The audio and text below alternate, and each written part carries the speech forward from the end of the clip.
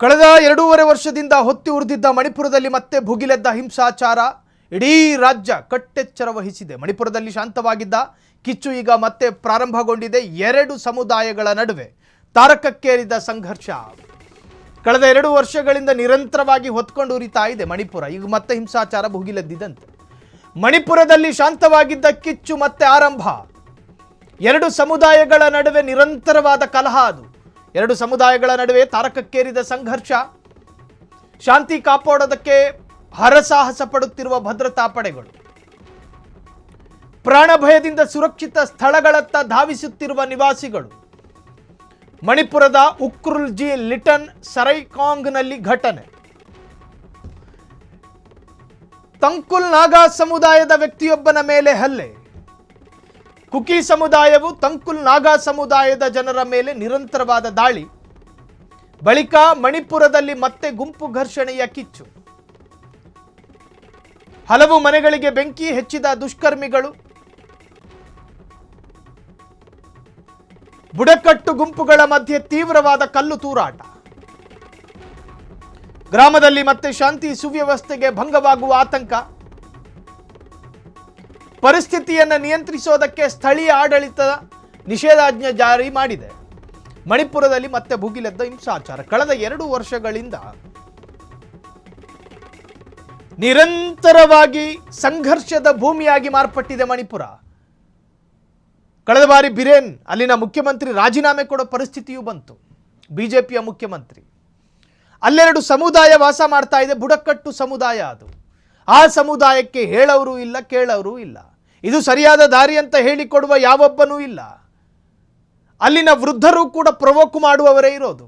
ಈಗ ಮನೇಲೊಂದು 5 ಜನ ಇರ್ತಾರೆ ಅನ್ಕೊಳ್ಳಿ, 3 ಮಕ್ಕಳು, ತಂದೆ ತಾಯಿ. ಮಕ್ಕಳು ಉದ್ರೇಕಕ್ಕೊಳಗಾದಾಗ ತಂದೆ ಸುಮ್ಮನಿರೋ, ಶಾಂತರಾಗಿ ಅಂತ ಹೇಳ್ಕೊಡ್ಬೇಕಲ್ಲ. ಅಲ್ಲ, ಯಜಮಾನನೇ ಇಲ್ಲ. ಹೊತ್ಕೊಂಡು ಉರಿಯುತ್ತಿರುವ ಬೆಂಕಿಗೆ ಡಾಲ್ಡಾ, ಸೀಮೆಣ್ಣೆ ಎಲ್ಲ ತಂದು ಸುರಿತಾರೆ. ಒಂದು ಸಮುದಾಯದ ಧಾರ್ಮಿಕ ಕಾರ್ಯಕ್ರಮದಲ್ಲೂ ಕೂಡ ಕಲಹ ನಡೆಯುತ್ತಲ್ಲಿ ಮಣಿಪುರದಲ್ಲಿ. ಒಂದು ಸಮುದಾಯದ ಅಂತ್ಯ ಸಂಸ್ಕಾರ ಸಂದರ್ಭ. ಮನುಷ್ಯ ಅಳೋ ಸಮಯ ಅದು, ಮನುಷ್ಯನ ಅಂತ್ಯ ಸಂಸ್ಕಾರದ ಸಮಯ. ಆ ಟೈಮಲ್ಲೂ ಹೆಣದ ಮುಂದೆ ಮತ್ತೊಂದು ಹೆಣ ಬೀಳುತ್ತೆ ಮಣಿಪುರದಲ್ಲಿ. ಈ ಮಣಿಪುರ ಇರೋದು ಯಾವುದೋ ಕೊಳ್ಳಿ ರಾಷ್ಟ್ರದಲ್ಲಲ್ಲ, ಯಾವುದೋ ಸಾರ್ಕ್ ಕಂಟ್ರಿಯಲ್ಲ, ನಮ್ಮದೇ ದೇಶದಲ್ಲಿ. ಮಣಿಪುರ ಅನ್ನೋ ರಾಜ್ಯವನ್ನು ಸರಿಯಾದ ದಾರಿಗೆ ತರೋದಕ್ಕೆ ನಮ್ಮನ್ನಾಳುವ ಸರ್ಕಾರಕ್ಕೆ ಸಾಧ್ಯ ಆಗ್ತಿಲ್ಲ ಅನ್ನೋದಾದರೆ ಇದೊಂದು ಪೊಲಿಟಿಕಲ್ ಪ್ರೇರಿತವಾದ ಸಂಘರ್ಷನ ಅನ್ನೋ ಕ್ವಶ್ಚನ್ ಮಾರ್ಕ್ ಕಾಡುತ್ತೆ. ಕರ್ನಾಟಕದಲ್ಲೂ ಅದೆಷ್ಟೋ ದೊಂಬಿ ಗಲಾಟೆಗಳು ನಡೆದಿದ್ದಾವೆ. ಕ್ಷಣ ಮಾತ್ರದಲ್ಲಿ ನಿಯಂತ್ರಣಕ್ಕೆ ಬರುವಂತಹ ದೊಂಬಿ ಗಲಾಟೆಗಳು ಕರ್ನಾಟಕದಲ್ಲಿ ನಡೆದಿರೋದು.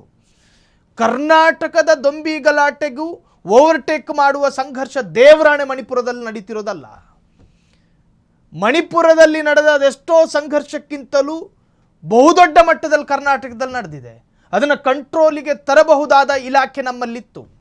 ಆದರೆ ಮಣಿಪುರದಲ್ಲಿ ಯಾಕಿಲ್ಲ? ಬಿಜೆಪಿ ಆಡಳಿತದಲ್ಲಿರ್ತಕ್ಕಂತಹ ಮಣಿಪುರದಲ್ಲಿ 30ಕ್ಕೂ ಹೆಚ್ಚು ಹೆಣ್ಣು ಮಕ್ಕಳನ್ನು ಸಂಘರ್ಷದ ಭಾಗವಾಗಿ ಹಾಡ ಹಗಲೇ ಕೆಡಿಸಿ ಕೊಲ್ಲಲಾಗಿದೆ. ಇದೇ ಮಣಿಪುರದಲ್ಲಿ ತಾಯಿಯ ಮುಂದೆ ಮಗಳನ್ನು, ಮಗಳ ಮುಂದೆ ತಂದೆಯನ್ನು ಥಳಿಸಿ ಕೊಲ್ಲಲಾಗಿದೆ. ಒರಿಸ್ಸಾ ಬೇರೆ ಬೇರೆ ಕೊಲ್ಲಿ ರಾಷ್ಟ್ರದಲ್ಲಿ ನಡೆದಿದ್ದರೆ ಅದೇನೋ ಕತೆ ಬೇರೆ ಅನ್ಬೋದಾಯಿತು. ಆದರೆ ನಮ್ಮ ದೇಶದ ಹೃದಯದಂತಿರುವಂತಹ ಮಣಿಪುರ ಒಂದು ಚಿಕ್ಕ ರಾಜ್ಯ, 1-2-3 ಸಮುದಾಯ. ಆ ಸಮುದಾಯದ ನಡುವಿನ ಧಾರ್ಮಿಕ ಕಾರಣಗಳು ಸಂಘರ್ಷಕ್ಕೆ ಕಾರಣ ಆಗುತ್ತೆ ಅನ್ನೋದಾದರೆ ಇದೊಂದು ತರಹದ ವಿಚಾರ. ಆದರೆ ಮತ್ತೊಂದು ರಾಜಕೀಯ ಪ್ರೇರಿತ ವಿಚಾರ ಏನು ಅಂದರೆ, ಅಲ್ಲಿನ ಆಡಳಿತಾರೂಢ ಬಿಜೆಪಿ ಪಕ್ಷಕ್ಕೆ ಅನುಕೂಲವಾಗುವಂತಹ ಒಂದು ಸಮುದಾಯದ ಪರ ಅಲ್ಲಿನ ರಾಜ್ಯ ಸರ್ಕಾರ ನಿಂತ ಕಾರಣದಿಂದಾಗಿ ಮತ್ತೊಂದು ವಿಭಾಗದ ಬುಡಕಟ್ಟು ಜನಾಂಗ ಈ ಸಮುದಾಯದ ವಿರುದ್ಧ ನಿರಂತರವಾಗಿ ಕತ್ತಿ ಮಸೀತಾ ಇದೆ. ರೇಷನ್ ಅಂಗಡಿಯಲ್ಲಿ ಕ್ಯೂ ಇರೋದನ್ನು ನಾವು ಕಂಡಿರ್ತೀವಿ, ಬಾರ್ಗಳಲ್ಲಿ ಕ್ಯೂ ಇರೋದನ್ನ ಕಂಡಿರ್ತೀವಿ. ಆದರೆ ಮಣಿಪುರದಲ್ಲಿ ಈಗಲೂ ಕ್ಯೂ ಇರೋದು ಕತ್ತಿಯನ್ನು ಸಾಣೆ ಮಾಡುವ ಕುಲುಮೆಯಲ್ಲಿ. ಅಂದರೆ ಆ ಸಂಘರ್ಷದ ತೀವ್ರತೆ ಅಷ್ಟಿದೆ ಮಣಿಪುರದಲ್ಲಿ ಅನ್ನೋ ಅರ್ಥ. ಅದು ಸಂಘರ್ಷಕ್ಕಾಗಿ ಹಪಾಪಿಸ್ತಾ ಇದೆ ಅಲ್ಲಿನ ಜನ, ಅಲ್ಲಿನ ವಿಭಾಗ. ಅಲ್ಲಿನ ಯುವಕರನ್ನು ಯಾಕೆ ಕಂಟ್ರೋಲ್ ಮಾಡೋದಕ್ಕೆ ಸಾಧ್ಯ ಆಗ್ತಾ ಇಲ್ಲ? ಅಲ್ಲಿನ ಉದ್ರೇಕಕಾರಿ ಗುಂಪನ್ನು ಯಾಕೆ ಚದುರಿಸೋದಕ್ಕೆ ಸಾಧ್ಯ ಆಗ್ತಾ ಇಲ್ಲ? ದಿನ ಕಳೆದ ಹಾಗೆ ಒಂದೊಂದು ಕಾರಣದ ನೆಪವೊಡ್ಡಿ ಸಂಘರ್ಷದ ಭೂಮಿ ಆಗ್ತಾ ಇದೆ ಮಣಿಪುರ.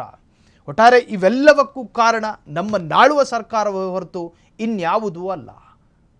ಸಾಮಾಜಿಕ ಜಾಲತಾಣದಲ್ಲಿ ಪರವಿರೋಧ ಚರ್ಚೆಗೂ ಕೂಡ ಕಾರಣವಾಗಿದೆ.